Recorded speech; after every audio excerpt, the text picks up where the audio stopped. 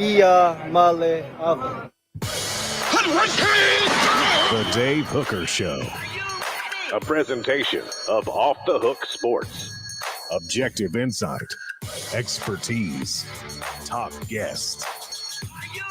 Available on YouTube, Apple, Spotify, and the Off the Hook Sports app. Download now for free. Also available on offthehooksports.com. I compute and obey. Now to Dave Hooker. Ready. Hello, everyone, and Travis says it exactly correct on the message board. On to Kentucky, amen. Orange Blood, good morning. Smoky Mountain Red, good morning to you as well. It is on to Kentucky, and we will discuss what's left for the Vols to play for. Caleb has some scenario in which Tennessee could get back in a championship hunt, I think he wants to throw out there. But nevertheless, Tennessee does have a lot to play for. If nothing else, but a lot of pride in the growth of the program. There's nothing, there's nothing wrong with a 9-win season, considering where Josh Heupel picked up this program in year number 3. We're going to visit with John Adams as we do each and every Tuesday. So, Caleb, tomorrow you'll have how Tennessee can actually get back in the championship hunt. I'm interested to see that.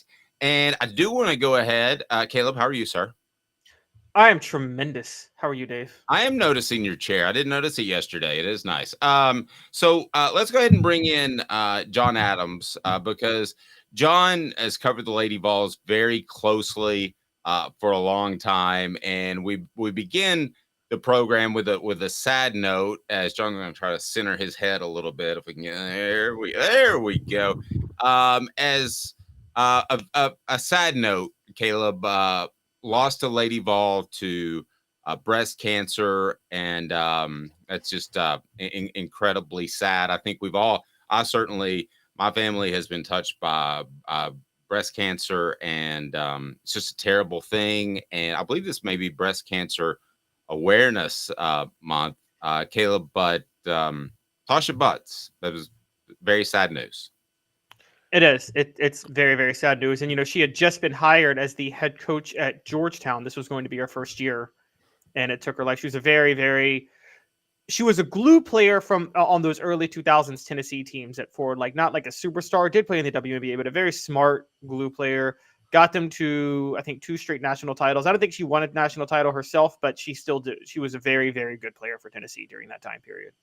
Very true. John, hope you're well, sir. What do you remember about Tasha Butts? And really it harkens back to the days of just the incredible run that Tennessee had under Pat Summitt. Yeah, I actually remember more for her personality. I mean, I remember as much for that as I did her playing. She's a really good player, very unselfish player, really good teammate, good team leader. I remember there was one game, I think, where she just came out of nowhere and she had about 30 points. But normally she wasn't like a big scorer. She averaged a little over 6 points for her career. But a good player and just a great personality. Always seemed very happy. It made me really sad to hear that. She was, I think the last time I saw her, she was, I just happened to be in Baton Rouge on vacation, and I saw her there. She was an assistant coach on Nikki Caldwell's staff. And I remember doing a story on her. Her and Ashley Robinson were teammates, and they were very close friends. I think they roomed together. Just a delightful personality, really sad. That's the thing about breast cancer. I lost a really close friend of mine about 5 years ago to it. You hear someone has breast cancer and you think of something, well, that's something that can be overcome. A lot of times people have good results in fighting that, but there are different forms of it, and some forms of it are very virulent, and there's not a whole lot you could do. And I think she had that kind. She lasted about as long as my friend did with it once she was diagnosed as having it. And no matter how hard she fought, it just spread to all parts of her body. So really sad about losing a really good person. Yeah, me too. That's it's exactly what happened to my grandmother. The breast cancer part of it was taken care of, but it had spread to other places about a year after her initial diagnosis. So we pray for everybody that has lost anyone to cancer, and it's the disease that's really touched us all. No good transition to this, but here we go. Let's talk some football. We always love John Adams on each and every Tuesday. So here's what we have on tap today. A couple of trends that are going opposing ways for the Vols. They don't play great on the road at times. Yet they tend to bounce back. So what does that mean for Kentucky this week? We'll discuss that as always. Our football IQ segment, which we absolutely love when we point out when coaches can be dumb. Yes, that does happen. Also, why can't Nico get on the field? John brought this up in a conversation we had last night.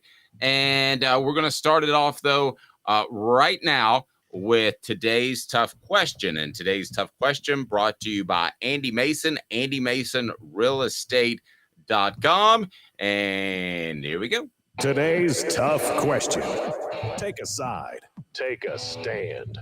The Dave Hooker Show, a presentation of OffTheHookSports.com. I don't think anybody's jumping off the Josh Heupel bandwagon just yet. By the way, go ahead and smash that like and subscribe button. We greatly appreciate that. Click it and click it often. And thank you so much. If you haven't subscribed yet, we're with you each and every weekday at 10 a.m. And we'll have Jamal Lewis later on this week as part of our Celebrate 98 series. So let's talk Josh Heupel for a second. Losses at Florida, at Alabama. Let's get your thoughts on the message board, and I want to get Caleb's thoughts as well. But John, today's tough question is, are the losses at Florida and at Alabama Josh Heupel's fault? And it's brought to you by Andy Mason Real Estate, AndyMasonRealEstate.com. Go there now for your real estate business. Best service, best prices in the biz. John, ultimately it's all on Josh Heupel, but are those losses in particular his fault? Yeah, I thought the Florida game was probably the worst he's coached here, though I don't really remember all the first season, but that kind of struck me during that game. And the Alabama in the second half, I give a lot of credit to Alabama for that. I think we tend to look at the team we cover as it's all about that team and what it does or doesn't do. But I thought that had so much to do with Alabama and Nick Saban. He's considered the greatest coach in college football history for a reason. But I just thought against Alabama, I thought those fourth down gambles were ill-advised because of Tennessee is just not it's not great in short yardage. And the play calls weren't effective. Of course, you could always say that in hindsight, but particularly on the latter one, when Alabama had the momentum, I don't like it when coaches try to force things. Or they feel the momentum has shifted and it's almost an impatience and got to get it back, let's go for it here. Well, even if you make that first down, I'm not sure it would have led to anything. So I just thought that was a really bad time. I would have tried to pin Alabama back deep in its territory. So, yeah, I thought a lot of that was on Josh Heupel, and he took responsibility for the way that game went. Caleb, are the losses at Florida and at Alabama Josh Heupel's fault? Yes, but in different ways. So I think the loss at Florida, I actually don't blame Josh Heupel's play calling at all at Florida. I had no issue with it. I think the issue with with Tennessee at Florida was Cooper Mays not being healthy. They had so many issues with pre-snap penalties and pre-snap reads and missing blocks that they couldn't get into a rhythm. The defense plays off the lead, so they were going to struggle in the first half. The Cooper Mays injury, as Dave, you and I talked about yesterday, that part might be Josh Heupel's fault because it just doesn't seem he should have been. There's no way the staff shouldn't have known that he had this hernia back in spring and gotten him ready to go by fall. So I think that part is on Heupel. So I blame. That's a good point. I'm sorry. I blame a really good point. Yeah, I blame not managing the Cooper Mays injury well I blame not managing the Cooper Mays injury well on Josh Heupel. So, but for Alabama, I think largely Alabama was just better. Now, I agree with John. Actually, I disagree with John. I don't mind going for it on those 2 4th downs because I am a big win probability guy. And I think punting is the most overdone thing in football because I don't care what anybody says, punting is a turnover. It counts as a turnover. You're giving the ball to the other team. And I just think that I'm almost like near midfield, 4th and 1. I would 99% of the time go for it, but I will criticize the play calling for that. But I'll save that for my football IQ segment because I think the plays that were called were absolutely horrendous, and I didn't need hindsight to criticize that play calling because I think there's just obvious things to do on 4th and 1. John, I think that the Florida game was an injury issue with Cooper Mays. Now, what Caleb brought up was a good point. Why wasn't this diagnosed in the spring? I know that was a concern on behalf of some of the people involved, but I would put that more on the injury situation with Cooper and the fact that Tennessee's program is not built up to the point that they have sufficient backups at several positions. God bless Ollie Lane, but he's not going to go on to the NFL and be an all-pro. And Alabama, I would put that completely on Josh Heupel. I would. I didn't like the 4th down calls. I understand Caleb's point. I specifically didn't like get out of the shotgun when you're 6'5", 240 pounds and you're a quarterback. Can you not take the snap under center? So, John, I'm with you with the Alabama game for sure. Yeah, I just think Caleb apparently is a big analytics guy. I think coaches rely on that too much. I think you've got to have more of a feel for the game. I don't see anything wrong when you call it a turnover, but you can turn it over by, if you call a punt a turnover, you're giving it to the team. You might be giving it to the team 45 yards downfield. In a game like that, where these aren't spectacular offenses, I think field position can matter. It just depends on the nature of the game. I just thought that was an awful call, about as bad as a decision as he's made and Josh Heupel's made in a game. And then it was compounded by the play calls. It's a pet peeve of mine to not get under center on 4th and short. I mean, Tom Brady for seems like 50 years, I guess it was more like 20, but he made a living making short yardage plays, just getting under center, taking a snap and pushing forward. And he's not nearly as big as Joe Milton is. So, yeah, that was a bad call, I thought. And also, what about the – Go ahead. And also, like, what the Eagles are doing, if you're not going to do a standard sneak, why not the tush push? That works every time if you have a good blocker. Yeah. Push them from behind. Nothing like a good tush push, John. Yeah, that's become fashionable. I remember when that was considered illegal. You couldn't do that. Mm-hmm. And the first time of note was, I guess, when Southern Cal in one of its championship seasons, I think it was at Notre Dame, Matt Leinart, the quarterback, was literally pushed into the end zone. And back then it was kind of like, was that is illegal or not? And I don't remember reading where, okay, that's legal. It just sort of, in my mind, it just sort of became legal. But it's completely different. You didn't used to be able to do that. As far as the Alabama game, I think that last year you had a special quarterback in Hendon Hooker. You had a special receiver in Jalen Hyatt. John, Tennessee doesn't have that this year. I almost feel like even though it was year 3 under Josh Heupel, that the talent differential was as significant or more significant than it was last year by losing those 2 guys. Tennessee's better on the front 7. We could break down the whole roster, but Tennessee talent-wise up front didn't look as good to me, especially when they had the ball. Well, I mean, we talk around it a lot of times, and we also talk about it, but there's a big change at quarterback, and you can't ignore that. This is not the best offense for Joe Milton. It's not the best offense for his skill set. And so Josh Heupel is determined to make this work.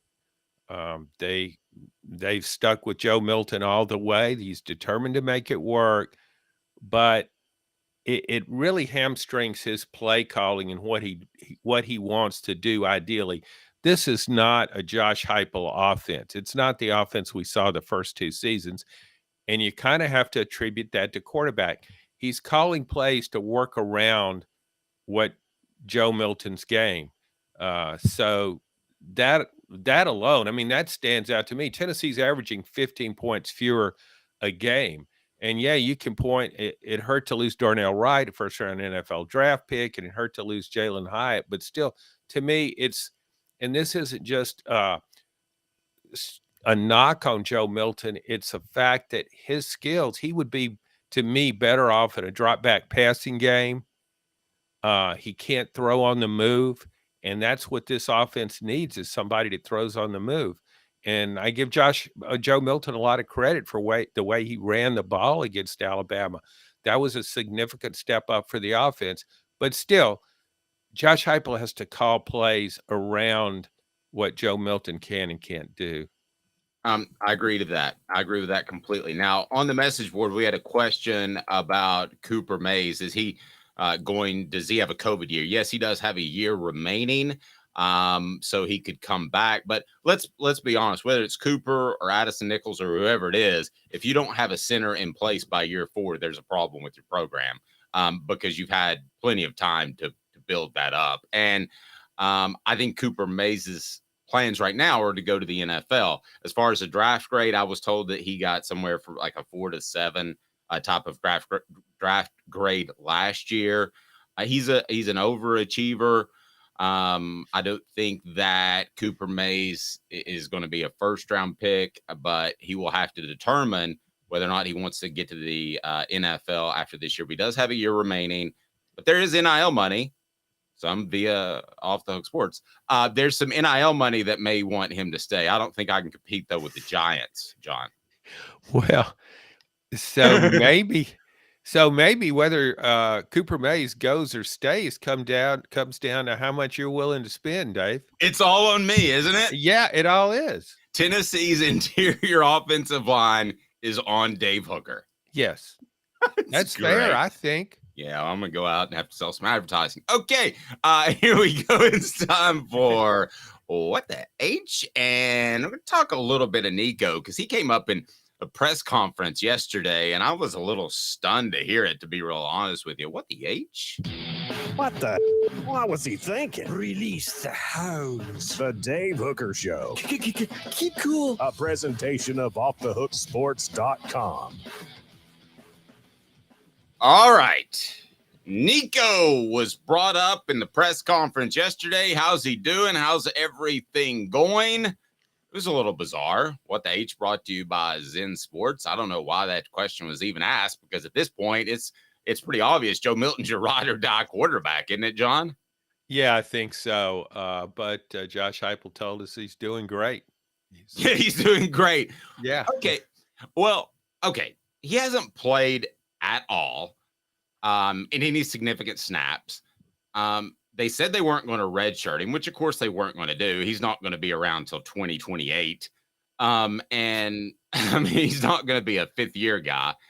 John, it opens up, though, and you brought this up when we were talking last night prepping for the show, and Caleb and I talked about it at our 3:45 a.m. production meeting. Why haven't they played him? Is it just the love for Joe Milton, or is it that he's not performing as well in practice? I mean, it opens up Pandora's box of issues. Yeah, it's could be all of the above. Team chemistry. Obviously, the coaching staff is infatuated with Joe Milton.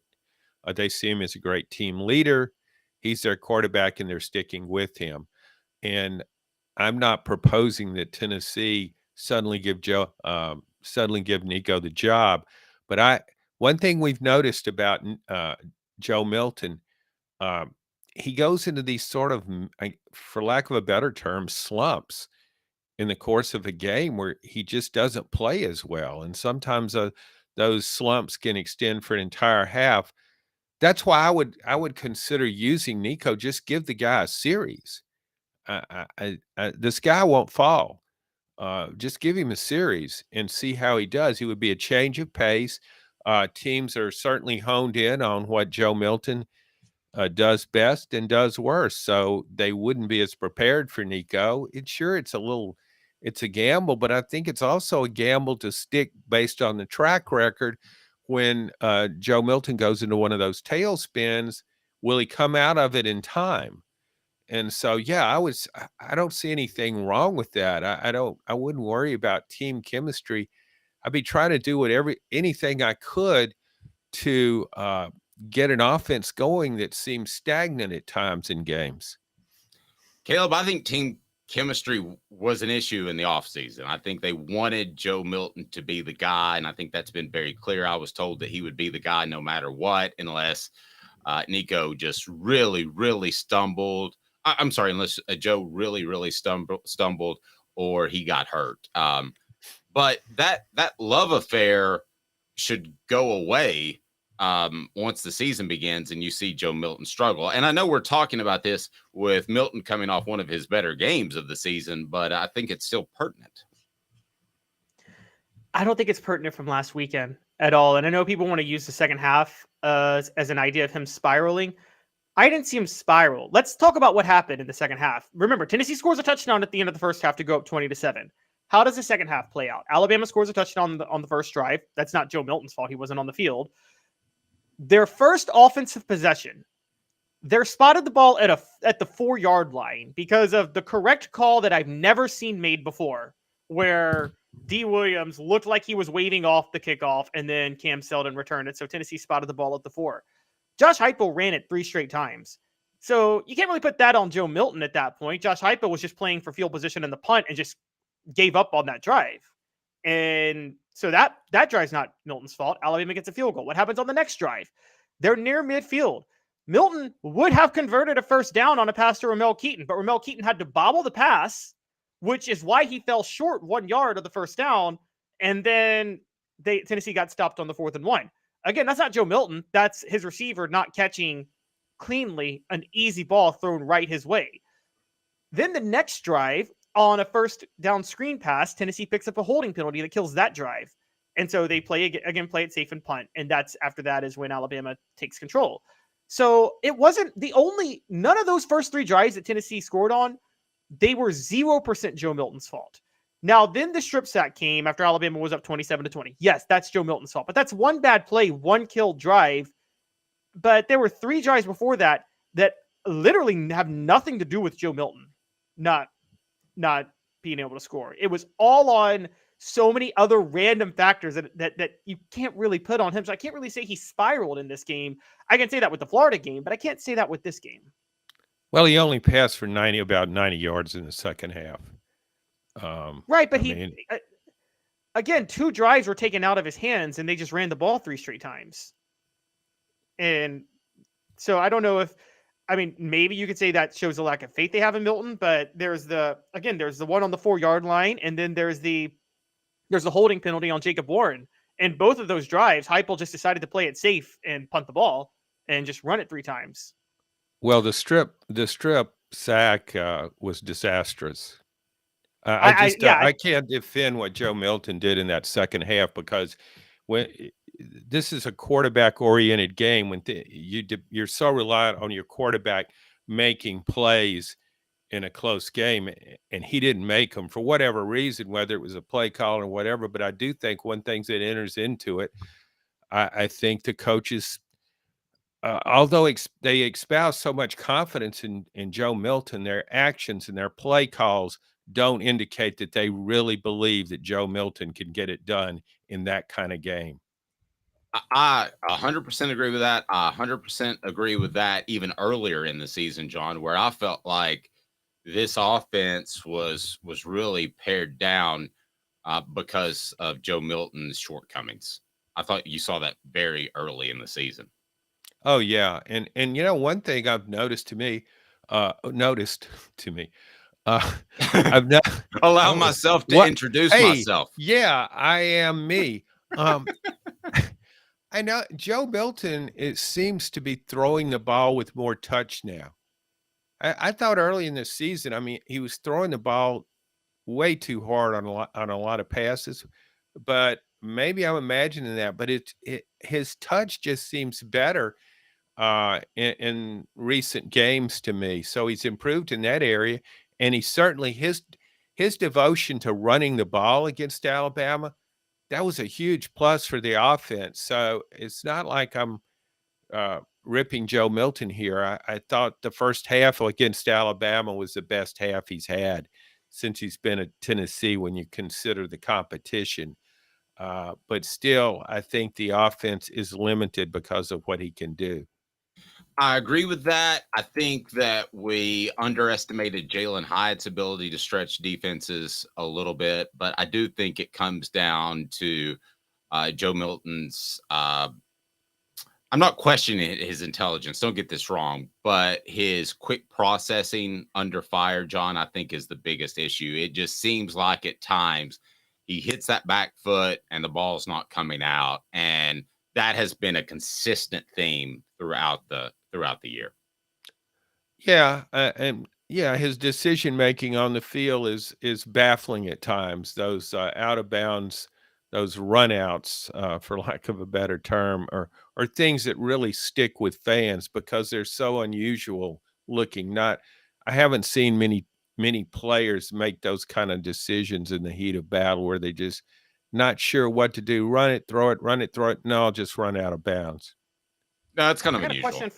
I got a question for both y'all, actually, since y'all were covering this team and I wasn't, obviously. And the Joe Milton runs, which opened up his passing attack, kind of reminds me of, and I know, Dave, you talked about that they just got rid of the quarterbacks coaching. It didn't get rid of him, but Lane Kiffin started working with him directly. But Jonathan Crompton's renaissance in 2009, I felt a large part of that was in the Georgia game. Lane Kiffin realized that if you have Jonathan Crompton roll out, you send him on rollouts, he's very, very good throwing the ball out of the pocket. And the minute Tennessee started doing more of that, it reset defensive coverages, which is why Crompton had his renaissance down the second half of that season. Do you think that there's a similar type of renaissance that may have happened with Joe Milton in the Alabama game, where it's just him running the ball a few times is going to open up more passing options for him down and allow for a very strong finish to this season? That's interesting, Caleb. John, I wouldn't rule that out. I don't know that he's going to suddenly become Joe Montana, but he could have, people would have said the same thing about Jonathan Crompton after the Georgia game in 2009. They would have said, oh, well, what is it? A blind squirrel finds an acorn every once in a while or something like that. But he went on to finish the second half of the season quite well. So, John, I wouldn't rule that out, but I don't think that's going to be the case. Well, my guess is after the Texas A&M game, the coaches told Joe Milton, "You've got to run the ball. You can't go out of bounds. You've got to go as hard as you can for a first down or whatever. You've got to make an extra effort." I don't see how you could not tell him that. That was, I know Tennessee won the game, but it was a close game, and you just can't have that. When a first down's on the line and your quarterback just runs out of bounds, you've got to address that. So maybe they sent a strong message to Joe Milton. This doesn't get it done. Here's what you've got to do. I don't know about the comparison to Jonathan Crompton. What I remember about Jonathan Crompton, I think it was more Lane Kiffin than anybody that sort of took him under wing. And Lane Kiffin has a great track record with quarterbacks. And he said, okay, what does this guy do well and make this work in the offense? And as you remember, Dave, Tennessee really relied on Montario Hardesty in that season at running back. He was he had a great year. And after having so many injuries earlier in his career, he was tremendous. But Jonathan Crompton played so much better. And as I recall, Lane Kiffin simplified what Jonathan Crompton had to do. He had him reading maybe half the field instead of the whole field. And it certainly worked out well because that was a complete transformation of what he had been and what he became. Well, it's been long enough. I can tell you exactly what happened in that situation. I noticed that Lane Kiffin was spending a lot more time specifically with the quarterbacks. And David Reeves, his brother-in-law, was the coach, the quarterback's coach then. And I asked Lane, I said, are you spending more time with the quarterbacks? It seems like it.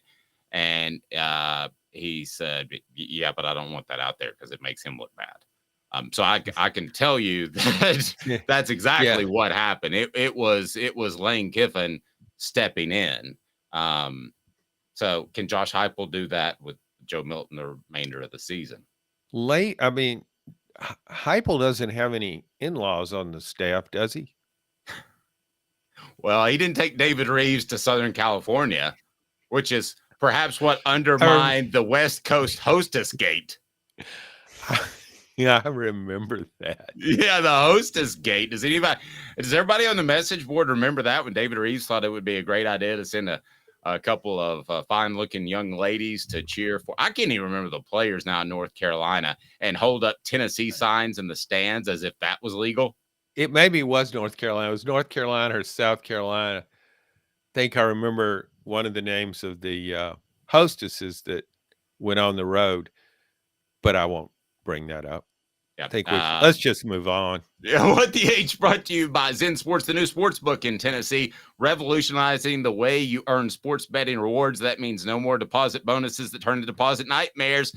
Download Zen Sports. What you see is what you get. With their cash rewards program, you get a lot of cash. For a welcome bonus, earn an unlimited 5% cash back on your betting volume for your first 15 days when you sign up with the promo code HOOKED. HOOKED. That's right. Unlimited 5% cash back. Keep betting, keep earning, with up to 3% cash back on your betting volume every month after that, and refer friends to earn a percentage of their betting volume as cash rewards too. Zen Sports, bringing the cash back to Tennessee. So if you bet big on sports, you want to be betting on Zen Sports. Zen Sports, betting just got better. Gambling problem? Call 1-800-889-9789. Must be 21 and over, and in Tennessee to bet. All right, moving on. Tennessee is probably not going to play for a national championship nor an SEC championship, although Caleb's going to try to convince us otherwise tomorrow. So what record at this point would be a disappointment? John, let's start with you. Let's keep the backdrop in mind that last year was a huge surprise, right? And things broke Tennessee's way, with the exception of Jeremy Banks acting like a goofball before the South Carolina game. Everything seemed to go Tennessee's way. Nobody expected Tennessee to beat Alabama and win 10 games in 2022. So what record, just record alone, not how it happens, not a vast number of injuries, freak plays, whatever, but what record would be deemed a disappointment, a regular season record? I think it depends on the fan, but I think based on the emails I've received, fans aren't real happy right now coming off a loss to Alabama. I think 8-4 would be considered a disappointment. I think it's kind of 9-3 would be a good season. 8-4 wouldn't be, and maybe some people would say, well, 8-4 is still better than the first season. But I just think the nature of the losses, you're losing to Florida and Alabama. A lot of fans look at these seasons as Florida, Georgia, and Alabama. Those are traditional rivals ever since the league went to divisional play in 1992. And if you don't beat any one of those teams, fans hold that against Tennessee. So, yeah, I would say 8-4 would be disappointing to most fans. Okay, I would say 8-4 is acceptable. 7 would be disappointing. Caleb, your thoughts? I would say 8-4 is slightly underachieving, but not disappointing and not cause for concern or worry. 7 is. 7-5 is. I think 8-4 would largely be like, and John and I brought this up yesterday, it would largely be like the 94 Tennessee team. That was Fulmer's second year as a full-time head coach. You thought they could actually take a step up from the 93 team. I mean, I wasn't there. Y'all were. I don't know if y'all thought that the 94 team would be better than the 93 team because it was Fulmer's second year and he was still a hot commodity as a coaching prospect. But they took a step back. I'm not as old as John. Hold on. I wasn't there yet. Dave, you were at least 20. Well, yeah, but I was more interested in the Strip than I was Neyland Stadium at the time. I don't think Dave wants to join my generation. Yeah, I remember the '94 season, but things went awry in that season. Jerry Colquitt, Tennessee's quarterback, who knew the system very well, was a talented quarterback, suffered a season-ending injury on the seventh play of the game. Tennessee was playing at UCLA in Pasadena, and then it became a juggling act with quarterbacks. Eventually, Peyton Manning took over. Tennessee finished strong, but that team had a good offensive line, um, had some good running backs.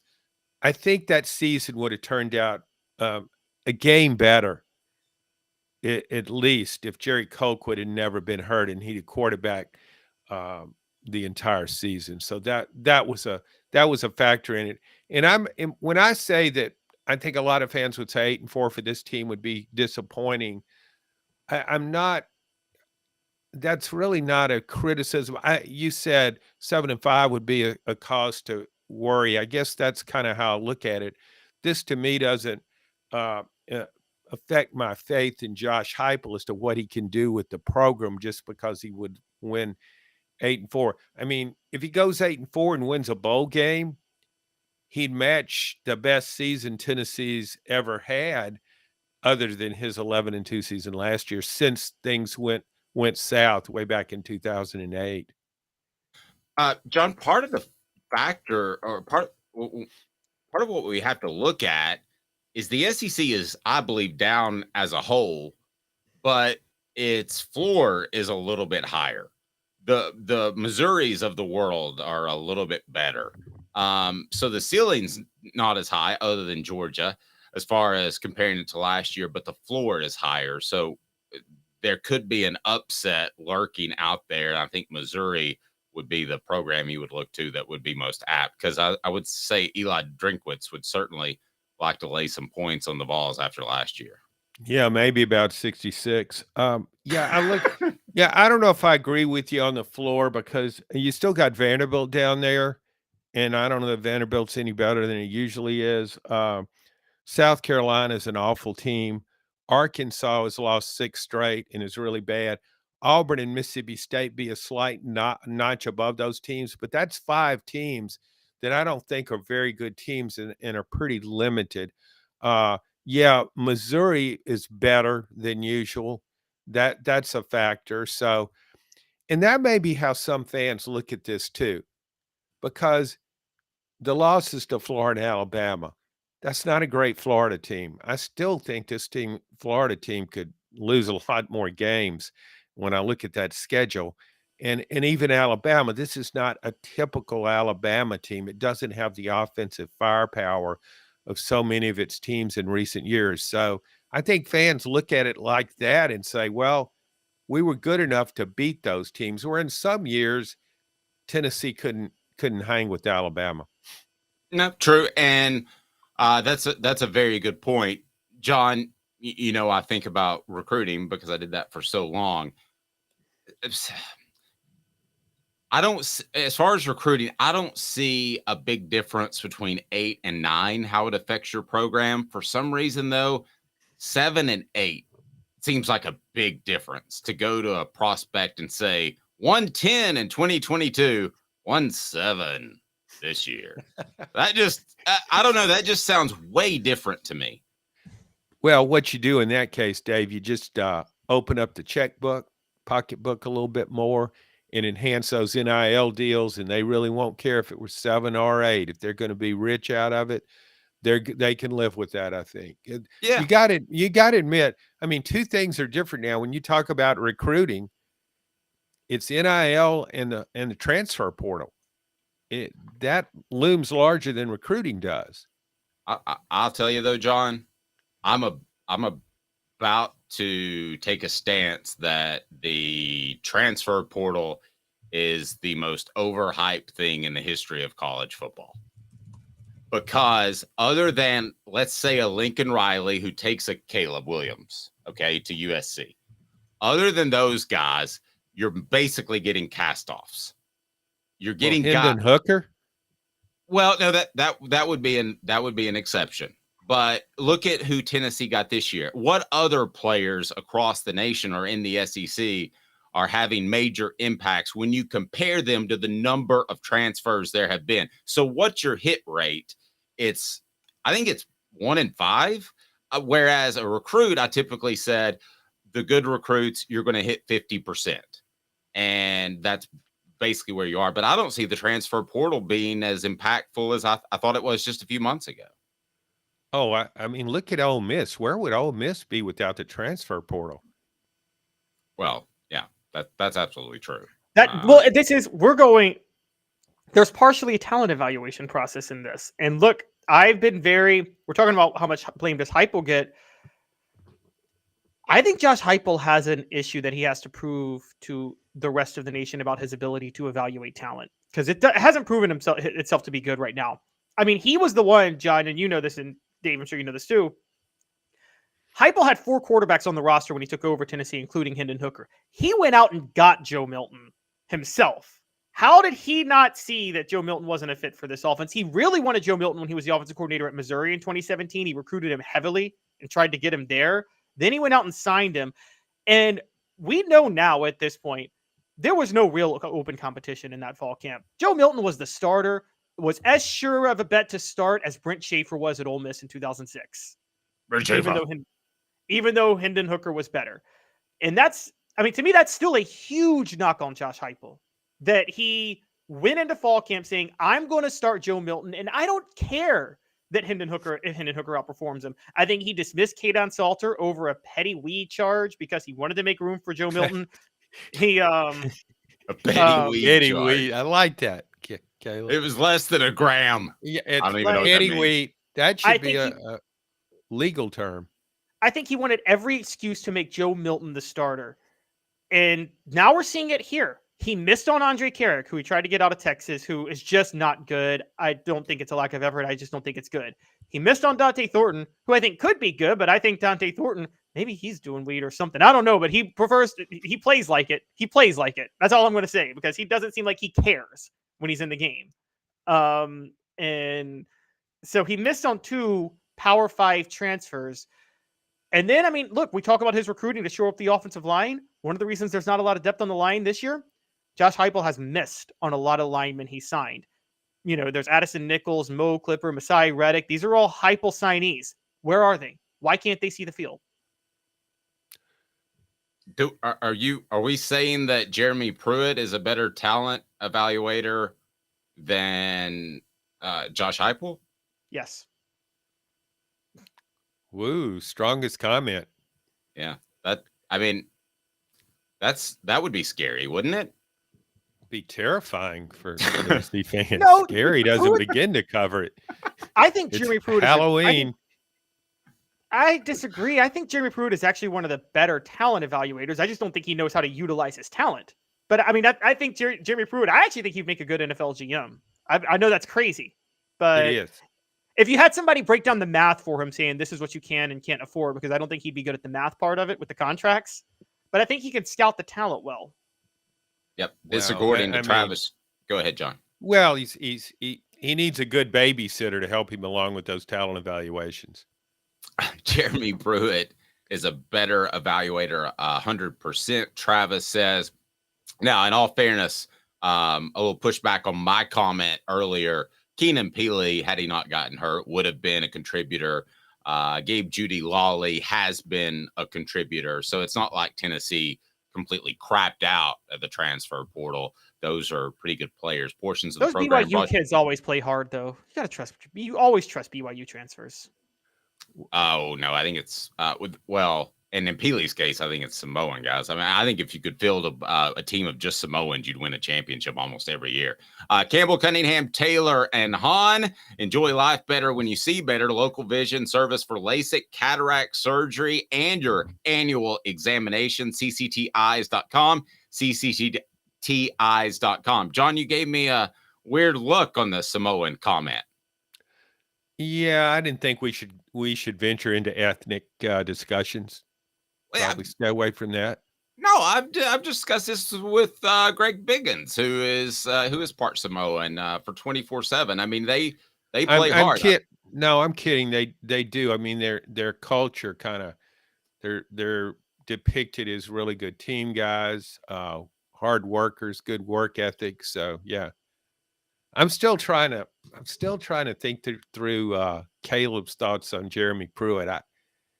I know you don't like to have a lot of rules and too much structure, but I think bringing up Jeremy Pruitt's name in a positive way is kind of risky for your advertisers.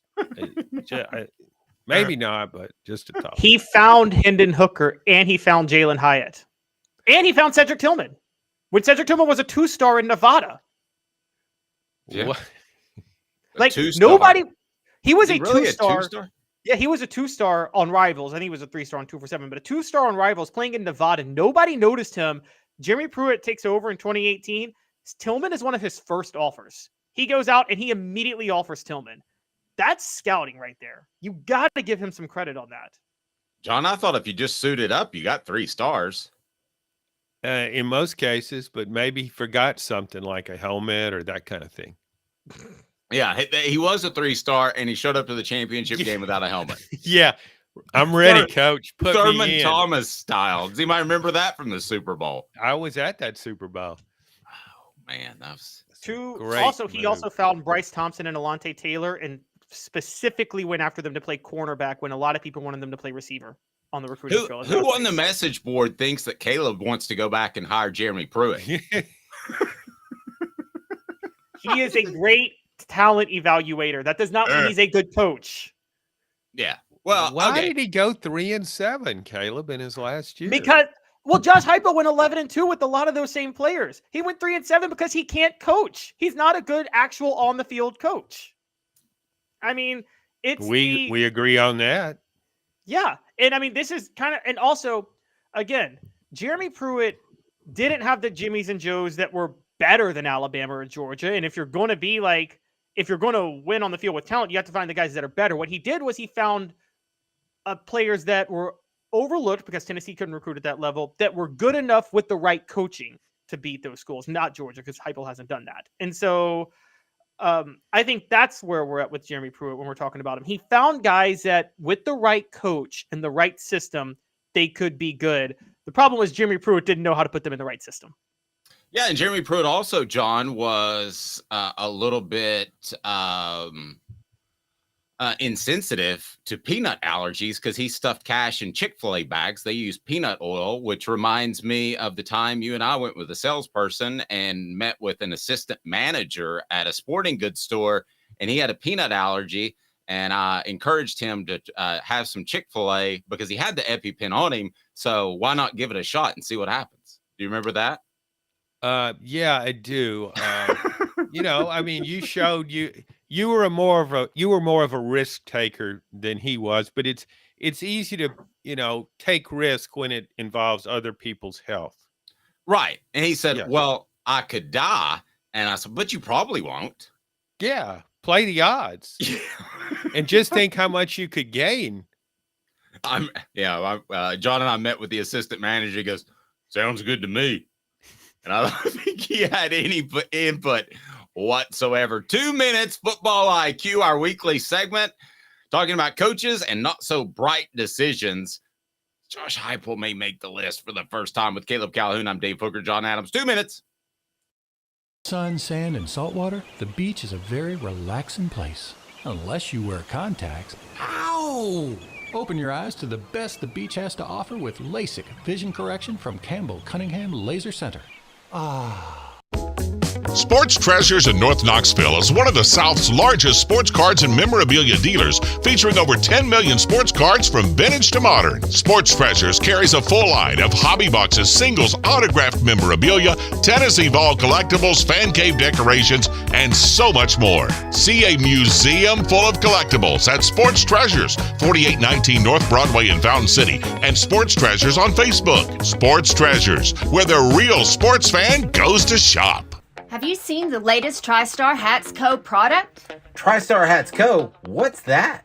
You know, those really cool hats, shirts, tumblers, and even license plates with 3 stars like the official Tennessee flag and stripes like the American flag. Pretty patriotic if you ask me. Ah, gotcha. Seen those. Those are cool. Where can I get them?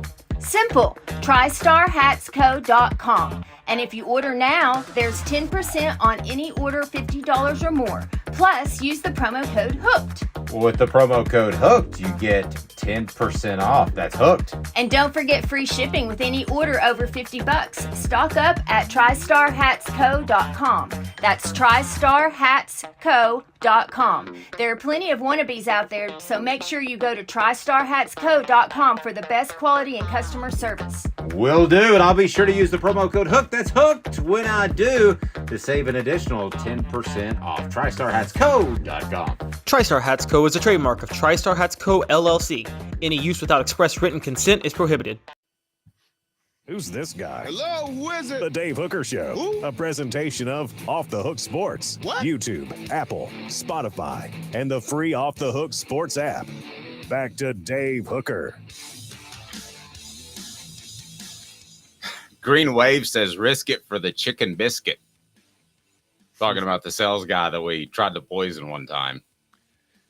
I'm not taking responsibility for that, Dave. That's on you, not me. It's on me. Just have a couple of nuggets. What could go wrong? Yeah, it's healthy. All right, so it's time for our football IQ segment that we have grown to love, as this just in. Sometimes football coaches make bad decisions, in case you didn't know. So we will get to that right now. Now, did you see any on the message board? Did you see any coaching maneuvers over the weekend that you were just like, what the H? And you can go ahead and put that up there, and we'll be glad to address those. So basically, we're going to go ahead and tell you that they're really smart, but they have different levels of dumbness. One is, That's crazy. Tracy Morgan, and the other is a little bit stronger, and that is, You suck. Yes, never gets old. I don't know why that makes us all giggle. We're grown men. All right, here we go. Caleb, do you want to start with us? What do you got in our football IQ segment? Well, I would like two honorable mentions before I start, because, and the reason I want to do two honorable mentions is because I usually reserve these for coaches who cost their team games with these decisions. But there's one coach who was incredibly stupid with a decision, but he got lucky and won. But I'm like, he still should be called out, even though you won. And so I want to start that with Mario Cristobal of Miami. And I know we piled on him 2 weeks ago when he deserved it, but this time Miami had the ball at the 38-yard line, score tied in regulation, 2 timeouts and a minute and a half to go, and Cristobal played for overtime. Now, he has one of the best kickers in college football. He needed maybe 25 yards to get a field goal, and he played for overtime. Now, he won in overtime, but you play for the win in that situation, always. And so he deserves to be called out even though he won. So that's my first honorable mention. John, he still won. So what level of dumbness are you giving that? Yeah, it's some level. I mean, it's not the most flagrant because he did win the game, and maybe I don't know what it went into his thinking. It's not as bad as some of his other decisions. So I don't know. We're grading him on a curve of himself. Yeah, we'll just go with this level. That's crazy. That's crazy. That's good. Yeah, that's crazy. Cristobal is terrible. Travis says, I have to admit, I was so high on Cristobal about 5 years ago. I thought he was going to be the best coach, and I was dead wrong. All right, Caleb, well, what do we got next? All right, so this is not an on-field one. This is an off-field one. I don't think the Michigan cheating scandal is a big deal, but the scout that bought the tickets to the opposing team's game in his own name, so they got called. That's how they're getting called. I'm deeming that one right now. You suck. Yeah. I mean, Jeremy Pruitt would have at least had his wife buy the tickets. Yeah. John, okay. that whole the Michigan thing is bizarre to me, because you know what opposing high school coaches do when they have an off weekend? They go scout the other team. Why the hell is that? Excuse my language. Why is that even a rule?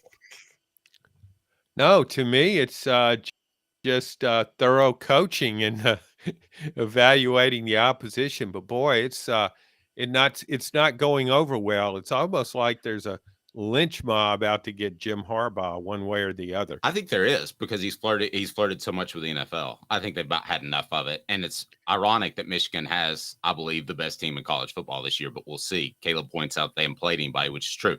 All right, Caleb, what's up next? And right, I so hate now, to say it, guys, but Josh Heupel is going to make this list. Yes, and we will save Josh Heupel towards the top. So the first one in the game that costs the team. Kenny Dillingham. I called him out 2 weeks ago, the Arizona State coach. I'm calling him out again. Up 7-3 in the fourth quarter.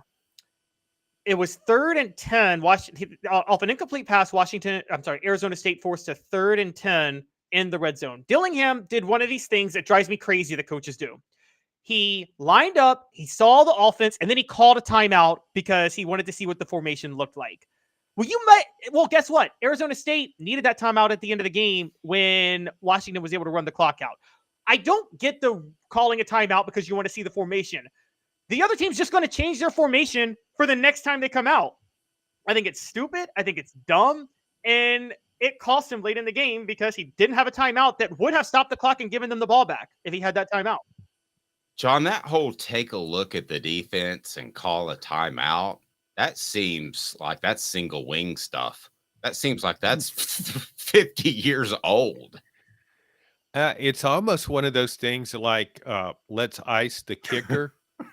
One of those things that started and everybody said, oh, you got to do that. Because if you don't, then everybody will say, well, why didn't you ice the kicker? So, yeah, you got to call a timeout there. It's interesting. I watched the game Caleb was referring to, just as I watched the game the previous week, or maybe it was 2 weeks ago, when I was watching Arizona playing.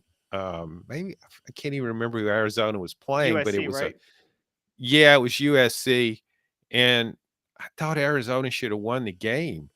And Arizona State, I don't think Arizona State's won but one game, and it was out playing Washington for parts of that game and had a great chance to win. And that kind of decision making down the stretch was not good at all. All right, so I'm going to give that, and because I can't imagine the head coach or the defensive coordinator saying, all right, they took a timeout, so let's just, they know what we're going to do. Let's run the same thing out there. I can't imagine somebody doing that. No. Well, no, they would think, they think we're going to switch to something else, but we'll come back with the same thing. Oh, the double sneakeroo. Yeah, this is that football Jedi IQ that we mind don't trick. understand. Yeah, Jedi mind trick, or he was like, they're playing checkers, we're playing chess. Yes, these are not the droids you're looking for. Yeah. It's a huge. You suck. You suck ass. Never gets old. All right, Caleb, let's get to Josh Heupel. All right. We want to do Josh Heupel now? Okay. Well, we can do another one if you want. I got a few more actually that I'll just have to run through real quick. You guys can. This one may not be as bad, but I thought Mac Brown, North Carolina, and their loss to Virginia, they got inside the red zone, brought up a 1st and 10. Drake May played well, but Amari and Hampton averaged 6 yards a carry in that game. They threw it 4 straight times.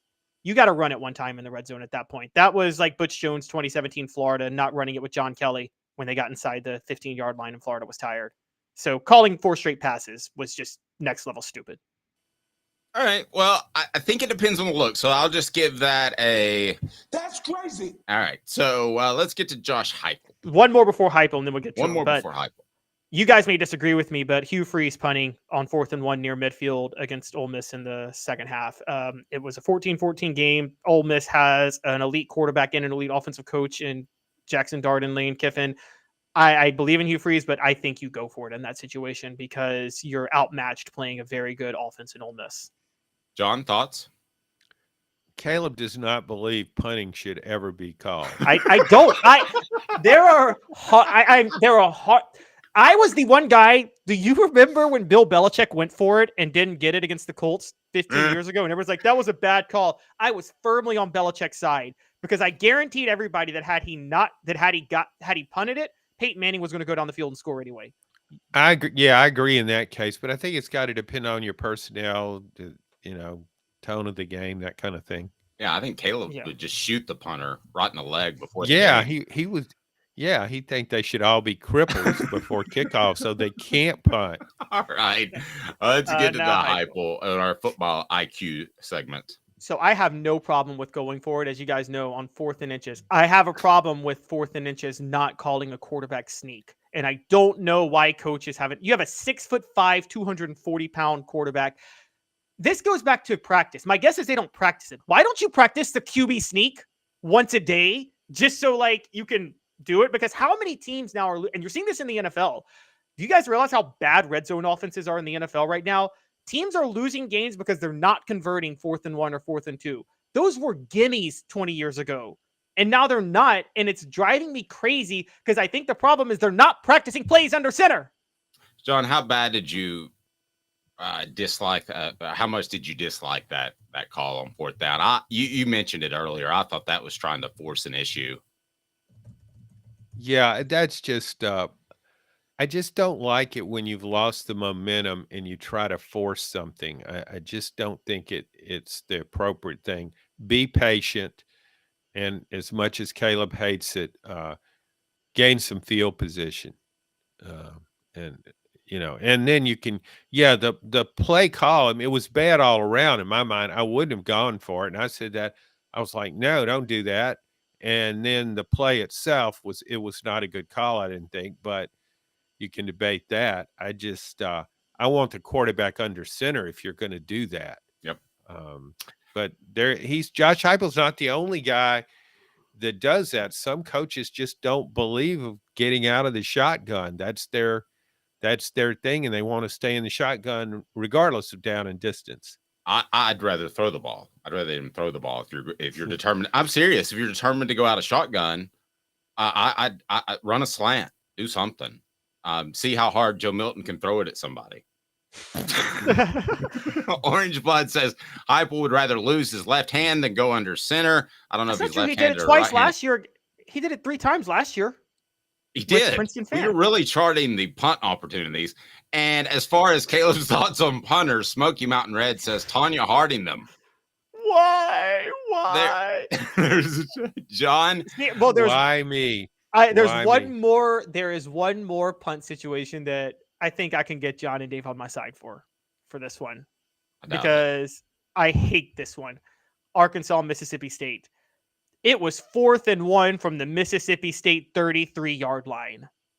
And Sam Pittman decided, let me take a delay of game and then punt the ball.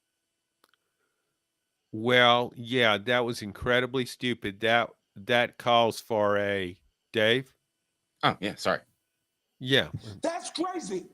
Or that one? You suck. No, worse than that. There you go. Yeah. Sam Pittman, and to compound things, after the game, he just said, I just didn't know what to do there. I just didn't know what to do there. Yeah.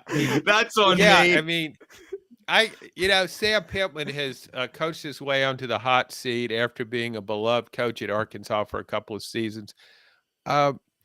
He made a veteran coaching move by firing his offensive coordinator.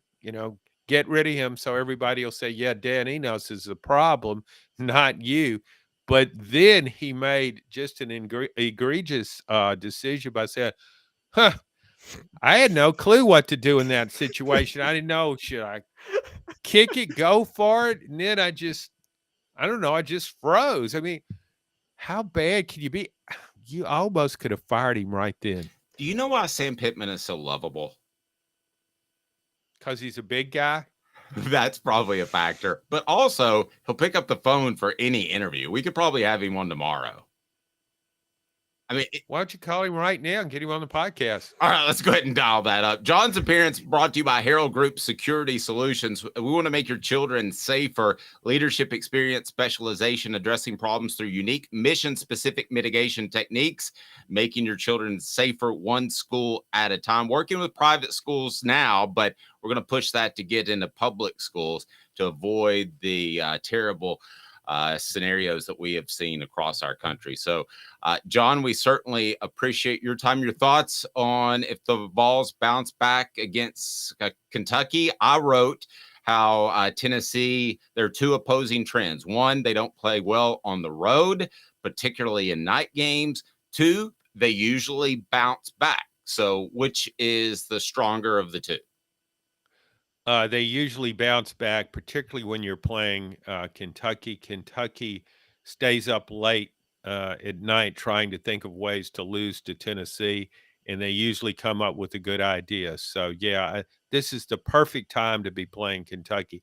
I don't care if Kentucky had 2 weeks to get ready. It'll probably work against them, and Kentucky will overthink everything. Yeah. 2 weeks to get ready to lose. All right, John, greatly appreciate it, sir. And we can follow your work in the Knoxville News Sentinel, the USA Today Network, and you're out there everywhere. So thank you, sir. And anything else you would like to add? No, I just want to just send out an apology to punters everywhere. They work hard at that craft, and they deserve their place on the field, despite what Caleb says. Yeah. Go punters. Yes, absolutely. Go Colquitts. Sober or not. All right, John.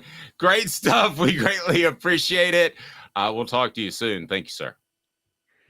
Thank you. He's John Adams. I'm Dave Hooker. Those two opposing trends that we talked about, I did write about on offthehooksports.com, and we shall discuss that in exactly 2 minutes. Got some numbers I want to throw at you, and they're pretty interesting in terms of Tennessee and the way they bounce back and the way they play on the road. And Caleb, you had a question yesterday.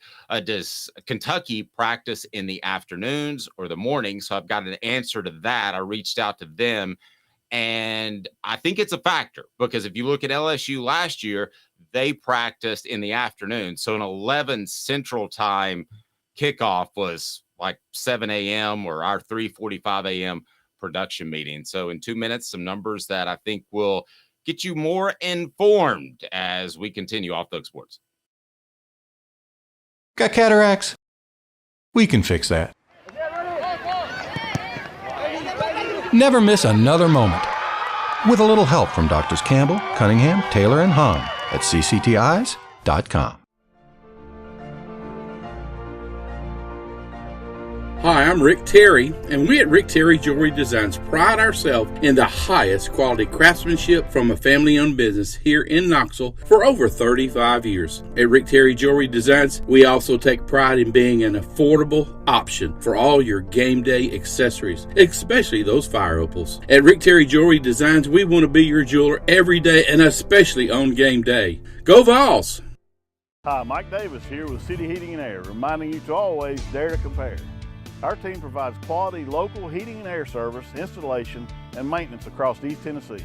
We use only the best equipment like American Standard heating and air conditioning for your residential, new construction, or commercial needs.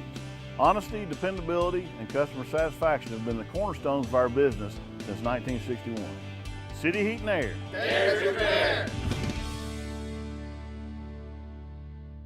These mountains hold and defend a spirit far better than moonshine.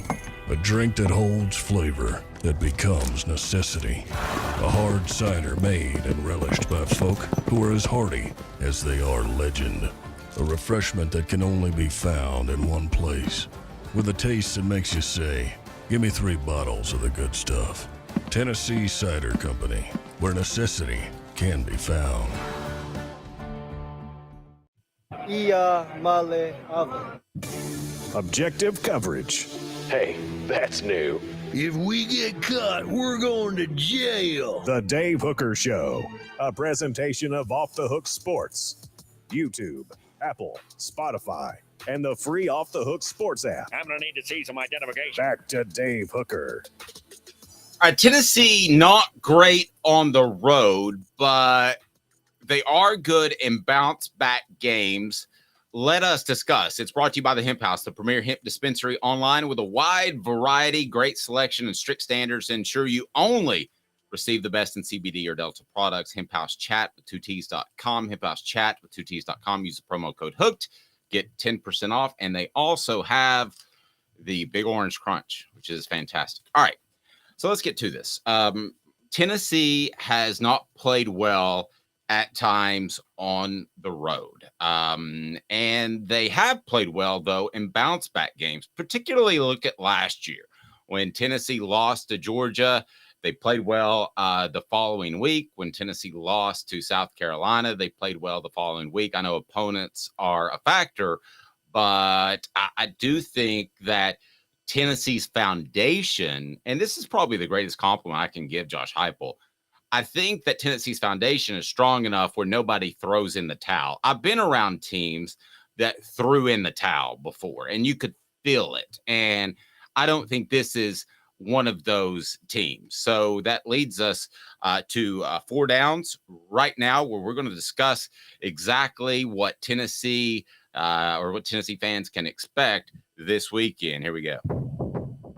4 downs.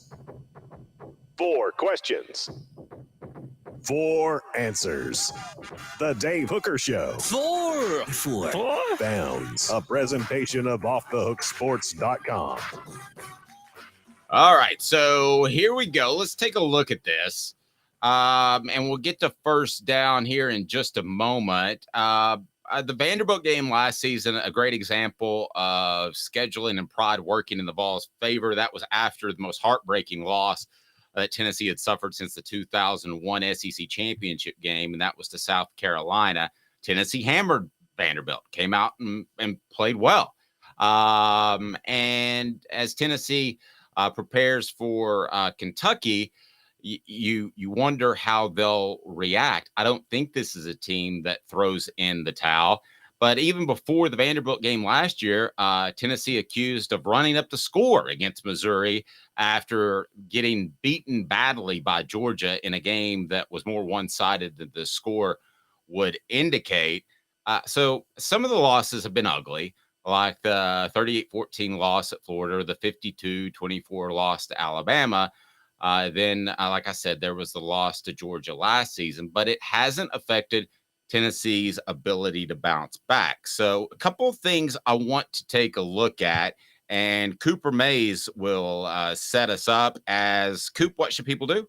Cooper Mays here. Hit like and subscribe. All right. What down is it, Coop? Coop here. First down. Okay. So let me ask you this question and the message board as well. What do you place more weight in? The bounce back factor or road woes? If you had to pick one or the other, and I realize Tennessee didn't play 2 stellar opponents back-to-back last year. Same thing with the Florida game this year. But what do you place more weight in? I will go ahead and say, Caleb, I place more weight in the bounce back factor because of Josh Heupel's foundation. And I don't think these guys throw in the towel. But I'm not discounting the road woes altogether. You know, I was actually going to, I got to be honest with you. I was going to say I place more factor into the road woes because of who they've played. But then I went to a team rankings online and was able to look at Tennessee against the spread. And they're 7-1 in 3 years against the spread after losses. That's an insane number, by the way, 7-1 against the spread after a loss. And the only time they didn't cover the spread was 2021 against Alabama, where they lost 52-24, but they were down. It was only a touchdown game in the fourth quarter, and then so it was a backdoor cover by Alabama. If you watch that game, it was not an actual real cover. If you watch the full game, so I do place more weight in Tennessee bouncing back because of that fact. Now, I will say when Josh Heupel was at UCF, it was a little bit worse after a loss against the spread. He was 0-3 in 2020. As I'm pulling it up now, and 0-3 in 2019, and he didn't have a loss in 2018. So there's no way to judge him that year. But so it was 0-6 at UCF. But this Tennessee team, at the very least, is much better bouncing back after a loss. The Tennessee program under Heupel. Yep. And Travis saying bounce back, it's Kentucky. I mean, just as a whole, when we start talking about the college football playoff, let's say Tennessee's in the SEC championship game one year and they lose that game. Are they bouncing back and playing their best ball if they make the college football playoff? So I'm talking about more as a whole.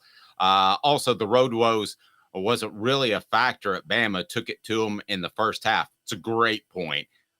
Smoky Mountain Red says bounce back as well with the culture that has been built. Also, I think the word culture is way overused in football. I do too. But I think in this particular case, it was so bad for so long that Josh Heupel almost deserves a statue for just changing the way Tennessee's players feel about their program and playing for the school and him, Caleb.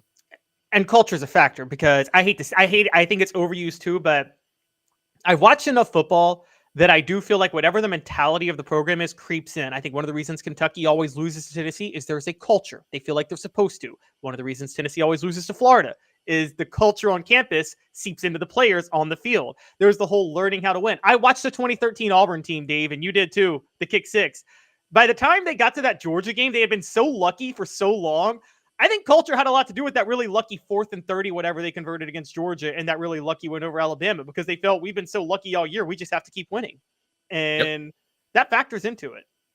What down, Coop? Cooper Mays here. 2nd down. Okay, now this is not applicable to Alabama, but do you remember the days? It would be applicable to Georgia perhaps last year when that crowd that was spurred by Eric Ainge partially, when that crowd was so up and hyped for the game. Do you remember the Bill Walsh days where they'd script the first 10, 15, or 20 plays? This may be a little bit before your time, Caleb, but basically it was go out and run these plays, and you are going to be you're going to have a real good feel for how the defense is going to react to those plays, and it sets you up for the rest of the game. But it also, on the road, gives you a bit of a sense of calm. What do you think about scripting the first 10 plays? So I didn't know that. I know those days. I didn't know that was to quiet the crowd a lot of times, but I guess that makes sense. Well, it wasn't to quiet the crowd. It was so the crowd couldn't affect communication as much. Okay. Or I could see it as getting a feel for the defense. But I don't think that works with Josh Heupel, because I think half the offense is dependent on the quarterback reading the safety and also reading the defense before the line of scrimmage on whether or not to do a draw or take the deep shot. And I mean, look, I think a lot of the play calling is on the quarterback and Heupel's system. So I just don't think. I think Heupel can have like 3 plays dialed up, but I don't think you could have 10. Well, here's the thing, though. I agree it would take away some of his ability to adapt on the fly, but I do think it would help you evaluate what defenses are going to do. I wouldn't hate the idea at all, and I think that you practice those first 10 plays all week, and you're good to go, and you see what happens. Now, I've seen several times, and Bill Walsh won 4 Super Bowls, or 3. He won 3, right? So I saw several times where those first 10 plays didn't work out real well, despite having Joe Montana and Jerry Rice. But typically, as the game went on, you saw what he learned from those 10 plays. So I think a more effective thing might actually be do the Steve Spurrier method. Alternate a quarterback every other play, and then tell the quarterback the play right before he goes out. Then the other quarterback comes to the bench, and you tell him the next play. Which he did that. Yep. All right. What down, Coop? Tennessee center Cooper Mays here. 3rd down. Okay. Do you remember when this was discussed last year, and that was that Tennessee's tempo was supposed to quiet down the crowd, that they had trouble getting up and cheering because the game was moving so fast? Do you remember that conversation? We haven't had that conversation in a year, but that was something that Josh Heupel pointed to and the players pointed to as a way of offsetting crowd noise. Why is that not a topic of discussion now, Caleb? That only works if you move the ball on your first couple of plays of a drive. Tempo goes out the window if you throw an incomplete pass. And that's the problem. Or if you get stopped on a 1st and long. It's like, think about it this way. Remember when Bruce Pearl first introduced the up-tempo offense to the SEC that nobody in the SEC had seen ever at that time with the full court press? Well, they saw it with Nolan Richardson, but they hadn't seen it in a decade with the full court press and things like that. Bruce Pearl was a huge part of Nolan's and Bruce's system was you can't run the press unless you hit your shots. You have to make your buckets on offense to set up your press. And it's similar with tempo on offense. But you can still run tempo with an incomplete pass. Not as easy because the ref has to go get the ball, spot it. The ball sails, and it takes a minute to spot the ball back. So you can't run tempo with an incomplete pass the way you want to. And also, you can't keep the defense on its heels, particularly like if you get a stop on, if you only get a yard on 1st and 10 and you're playing behind the sticks at that point, you can't really afford to play behind the sticks when you're running tempo because you don't have the defense on their heels as much. And so you have to be able to keep the defense on their heels. And so they just haven't done that well this year. It definitely had the Bammers quiet. It did, but I will say this: that's an incredibly overrated place to play in terms of difficulty. They're used to winning. It's not that loud, which leads me to 4th down. All SEC center Cooper Mays here. 4th down. Right. Are the Vols spoiled by the home stadium? I mean, Neyland has absolutely gone from one of the good places to play to one of the best places to play. Is Tennessee a touchdown favorite? We usually say 3 points given to the home team, but is it a touchdown favorite? Is it a touchdown better at home than on the road? Caleb, I think there's something to be said for that because the atmosphere at Neyland Stadium has become better than I can ever remember. And I mean that, well, with the exception of the 98 team, but with all they have going on and the production value and all of that, Green Wave agrees with me. Neyland is easily worth 7 points. I don't know that every stadium can say that. I don't know that Oregon could say that you're worth 7 points. I don't think Bryant-Denny's worth 7 points, but I think Neyland's worth 7 points. I do too. I think Neyland's worth 7 points. And one of the reasons we've never seen this, by the way, is because for the longest period of Tennessee football history, big home games aren't a thing by the time October comes. The gauntlet of their schedule used to be, even when they were at their peak, the gauntlet of their schedule was over by the middle of October. And, you've never really seen Neyland Stadium with the crowd in a meaningful late game. Now, but yeah, I mean, I think it's very clear that Neyland is a threat. And you're right, the 98 team, I feel like that 98 Florida game is the loudest the stadium has ever been or will ever be. The crowd won that game. Florida made how many mistakes in that game to lose? I mean, the crowd won that game. And I thought they helped. There was a rumor, too. We were talking to Philip Fulmer on the Celebrate 98 series that there were some sort of jet engines being played outside the stadium. I have no idea if that's true. But yeah, you couldn't hear. You could stand side by side, and you couldn't hear. Smoky Mountain Red just made me giggle.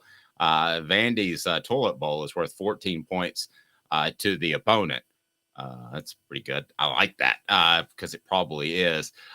Portions of the program brought to you by Tennessee Cider Company, the original hard cider of the Smoky Mountains. Use the promo code HAT to receive some free swag with your cider order. Available most anywhere in the U.S. tncidercompany.com, tncidercompany.com, and use that promo code HAT. Tell them Off the Hook Sports sent you.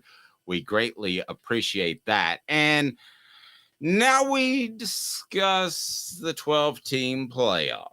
All right. So this is where I have been the whole time. Caleb's coming around to me. Tennessee fans should come around as well. The 12-team playoff is the way to go because so many teams would still have so much to play for. Caleb's going to try to convince us that Tennessee can win a championship tomorrow. I keep teasing that. I don't know how, but I look forward to it. A 12-team playoff changes things for everybody. Every team with 2 losses at this point can say you can still win out and get in the playoff, especially teams with 1 loss, obviously. So, Caleb, it will make college football better. You asked the question. I would ask you first to defend the opposite side, and that is, how would it not make it better? Oh, well, okay. So the question I'm asking about today, because we'll have plenty of time to debate the 12 team versus the BCS or the 14 playoff, excuse me. But the question I'm asking about this year is, everybody's saying because this year's been wide open, and you agree. Is this one of the most wide open years you've ever covered in college football? It is for me. I mean, yes. Since 2007. So everybody's saying the 12-team playoff would be awesome this year if they moved it up a year. I disagree. I think going back to the old system would make this year better because it's so wide open. So many teams think they have a shot at a championship, and they're all playing playoff games from October through the end of November. And I don't want to sacrifice that for a couple of 3 hot weeks in December. So while I understand the sentiment to the 12-team playoff, and overall I'm somewhat coming around to you in certain ways, I remember the 2007 season, Dave, when LSU got in with 2 losses to the BCS when it was just 2 teams. That was the most exciting year in the history of college football. It's the greatest season in college football history. There's not a close second, the 2007 season. And this year is going to be like 2007. I wish they just had 2 teams playing for the national title at the end of the year. It would be so much fun because every game would be a playoff game for so many teams from now until the end of November. And you're sacrificing that for a couple of weeks in December. I don't know. But those couple of weeks in December when college football falls off the map are just so bizarre to me. No other sport takes a 3-week break. And really, it's more like a 4-week break for any games of significance because, you're talking about the playoffs, but also the January 1st bowl games. I mean, that's what other sport? Can you imagine if the NBA or the NFL said, hey, we're just going to take a timeout for about a month before the playoffs? It's just bizarre to me. Well, what we all forget is college football for the longest time was never about the January bowl games or the postseason. College football was about those 3 months, September, October, November. And then January, that bowl game was just like a little bit extra icing on the cake. That was something in the ether. But the bulk of the season was September, October, November. We forget this.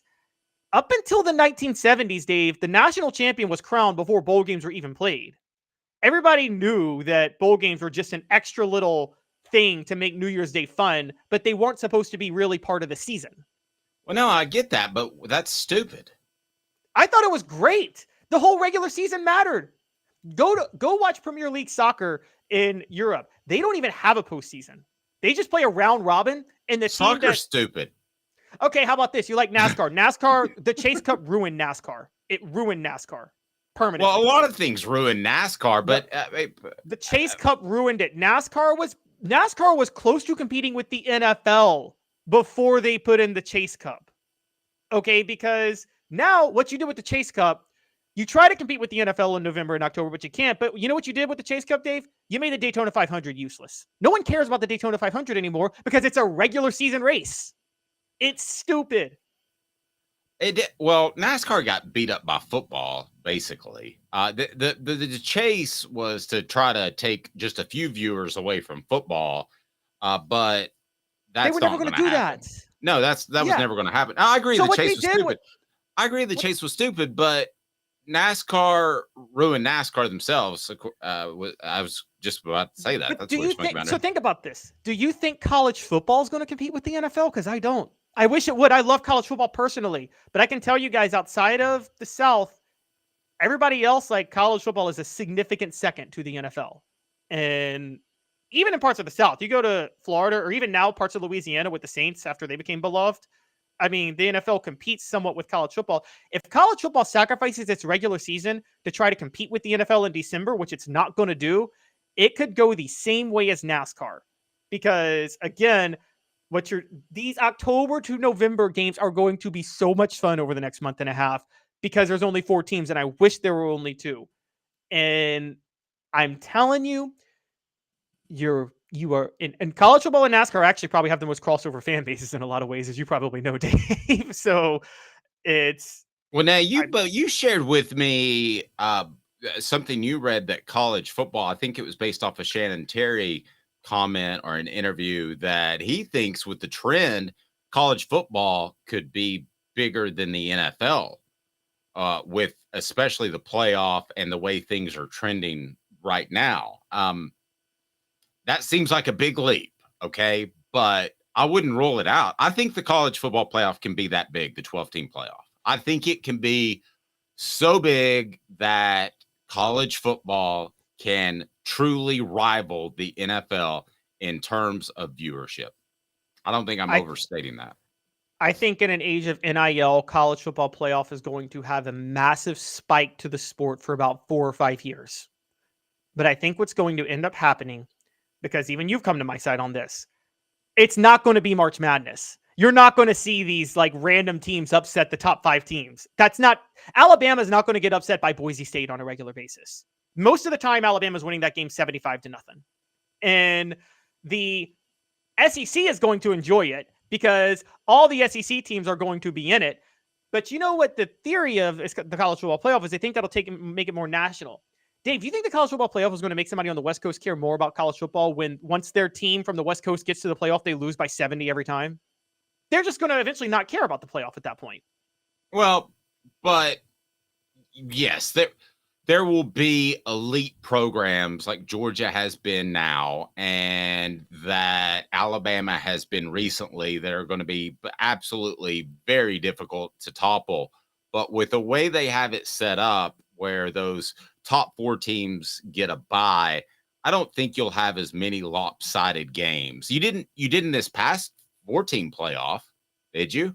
Because more money is going to pump into the sport. So more programs are going to have more money to spend. And I think it levels the playing field. I think you're going to see a college football world in which there are going to be a good 6 to 8 teams, if not 10 at the beginning of the year that can realistically win a championship.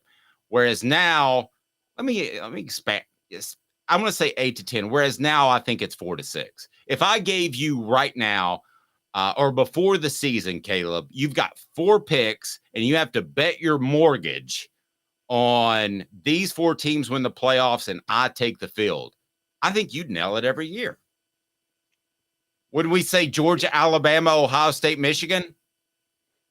Yeah, but those 4 didn't make it last year. It was just Georgia, Ohio State, and Michigan. Like, there's always one team. I'm not saying make the college. I'm not saying make the college football playoff. Oh, just one of those 4 teams. Win it all. Win it all. Oh, win it all. Yeah. I would take I agree. I would do the 4 teams. Yes. Then that's college football's issue right now. Is it works like kind of the NBA. The NBA has this issue too, where the NBA has even when you were watching the 80s, has the NBA ever had a point where more than 3 teams were considered contenders in a year for a championship? And that's always somewhat been an issue with college football. It's gotten worse with the playoff, in case you haven't noticed. But I would hope you would have a point there. It's never going to be on the NFL level, though. The reason the NFL can do an expanded playoff is, let's be honest, Dave, outside of the best team and the 32nd best team, there's so much parity in the NFL. It's insane. I mean, it's by far the most evenly matched league. It's not crazy when a 14-2 team loses to a 6-10 team or something like that. There's not much of a gap between those 2 teams, but there's a huge gap between number 1 in college football and number 10 in college football. Yep. Great shout out just on the message board from Smoky Mountain Red. I met Ron Morton, who he and I started the lead lap back in 1998, a NASCAR show on each and every Saturday. Of course, his uncle was Bobby Denton, who was the PA announcer at Neyland Stadium for so many years and did such a fantastic job. And boy, Bobby Denton, if he just boosted my career like there was no tomorrow. And he did love NASCAR. And when I said, hey, I want to do a NASCAR show, he goes, all right, let's do it. And he kind of had an Ed Orgeron kind of voice to him, but just an absolute great guy. Have a fantastic morning, day, evening, whenever you're watching. With Caleb Calhoun, I'm Dave Hooker. This has been a presentation of Off the Hook Sports.